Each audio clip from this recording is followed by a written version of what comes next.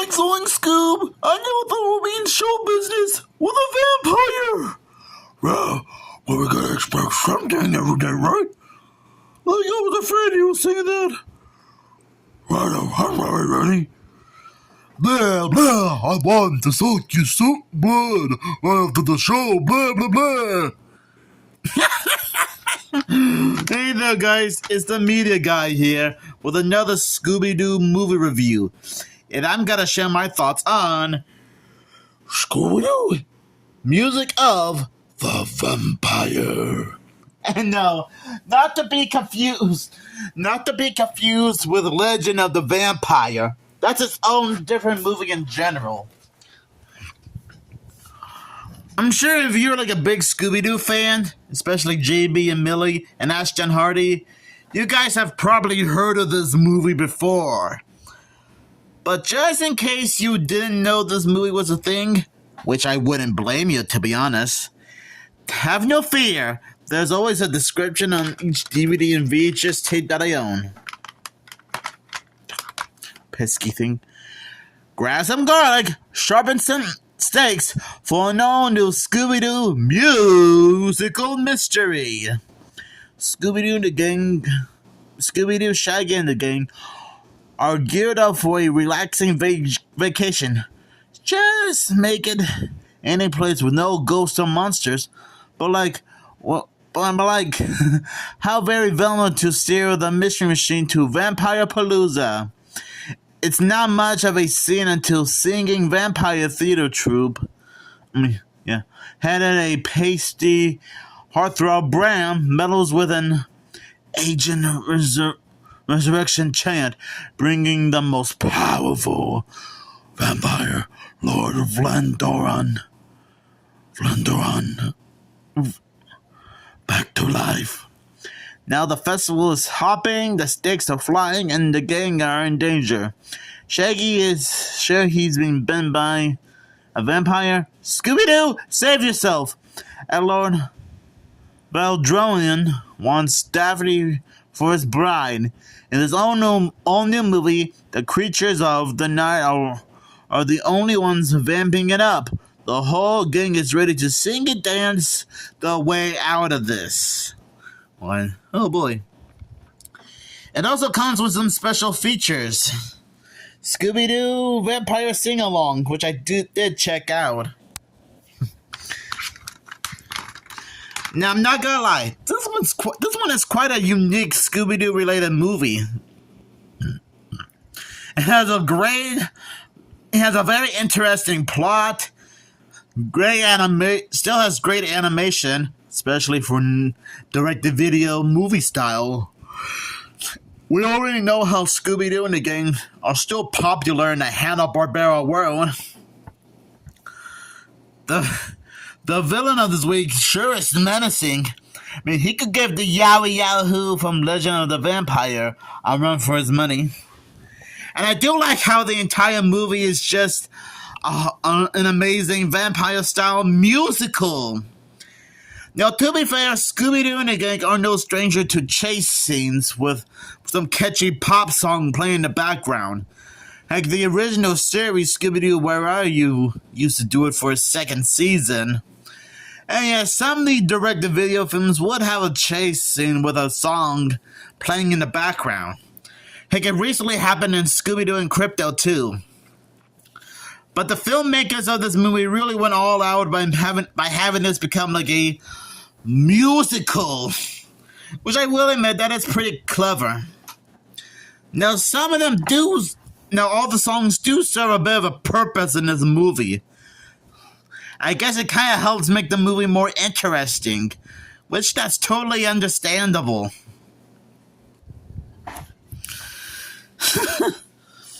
I do like how Shaggy and Scooby were a little bit freaked out that the place they're going to is a fun fair dedicated to all things vampires. And Velma even carries around a book that's about vampires. And I'm guessing it's meant to be like a little spoof/parody of the Twilight books. Which is kind of ironic considering how one of the troops has a thing for Daphne, and one of them and they have a thing for vampires. Again, not sure if that's also meant to be like a Twilight style spoof, parody, or satire. But that's what I'm going for it.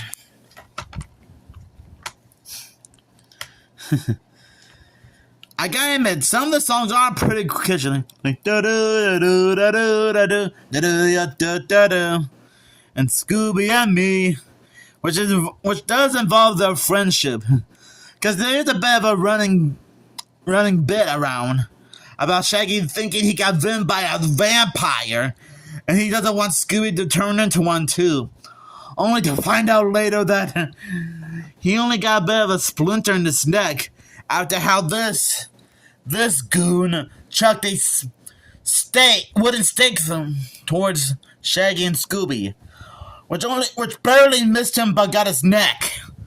Ugh. Now I know what you guys are thinking. This might be like whenever you think of the name Scooby-Doo Music of the Vampire, you're probably thinking Scooby-Doo Legend of the Vampire. Well, don't worry, this movie and Legend of the Vampire are completely different from each other, despite the fact that both films are vampire themed. Heck, when Scooby-Topia talked about Scooby-Doo Legend of the Vampire on his channel, he did make it clear how this movie and Legend of the Vampire are different. Because I guess he didn't want anyone to get a little confused, which is totally understandable. We again do seem to meet up with Velma's favorite author, Mr. Van Helsing, which I guess is meant to be like a tribute to Abraham Van Helsing, the vampire hunter. And he's a bit of a struggling book author. I guess the book selling business isn't really doing so hot for him.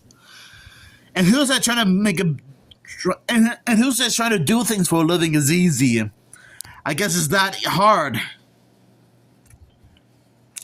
And he does seem to know a little bit about vampires in general, since I'm guessing he's part of the Van Helsing family, which is a famous vampire hunter team that hunts down vampires for centuries, generations even. Okay, maybe they don't go that far back, but you never know. So I'm guessing not only that this is meant to be like a spoof on Twilight, but also paying respects to Abraham Van Helsing. And now whenever I think of a movie trying to be like a satire of the vampire genre, I think of Dracula Dead and Loving It, which I still have a DVD copy of it over there right on top of my Five Nights at Freddy's DVD. You probably can't tell, but it's there. Sorry about the blurriness. Now, I'm not going to give away the reveal of the villain towards the end of the movie, because I assume that you guys are not like big fans of spoilers. But I will know that Bram and his troop did get arrested after somewhat being a part of this whole vampire scheme. So again, you guys would probably have to watch the movie to find out for yourselves. Because like I said, you guys are probably probably really don't like spoilers that much. So overall, I honestly think this one is a harmless movie. And sure, maybe to some of you guys, this is probably not like a masterpiece compared to other Scooby-Doo movies that came out before and after this one, like Scooby-Doo Abracadabra-Doo, Ghoul School, Scooby-Doo and Crypto Tube, Scoob, and so many more that I can name off right now, but we would be here all day long. So I'll give this movie 5 vampire heads out of 5. And before I go, I did mention minutes ago that this does come with a special feature. A Scooby-Doo Vampire Sing-Along. Basically, you get to sing along to some of the songs from this movie. And I honestly thought that was a pretty unique way. Because I kind of miss it when these Scooby-Doo movies would have like special bonus features. Like blooper reels, behind the scenes stuff and whatnot. Now, don't get me wrong, I have nothing against some of the recent direct-to-video films having 3 random Scooby-Doo cartoons as bonus features, but I honestly think they would have been a little bit more creative with these bonus features. Because I wish they did this with some of the recent movies. Because, like, I wish the DVD release of Straight Outta Nowhere Scooby-Doo Meets Courage the Cowardly Dog included at least 2 random Courage the Cowardly Dog episodes. Even the CGI showed the Fog of Courage.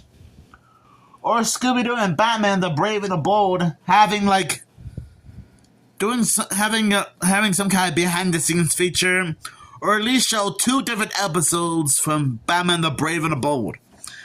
I wish they did the same thing with this movie. Just do more like this. The sing along special features are cool, but I wish they also included a few blooper reels. Not just for the bonus features on the DVD, but maybe during the end credits. Oh well, sometimes we can't get what we want these days, right? So make sure you guys have a great day, and watch out for any blood-sucking creatures of the night. Sorry that I had to give you guys the creeps again. Oh boy.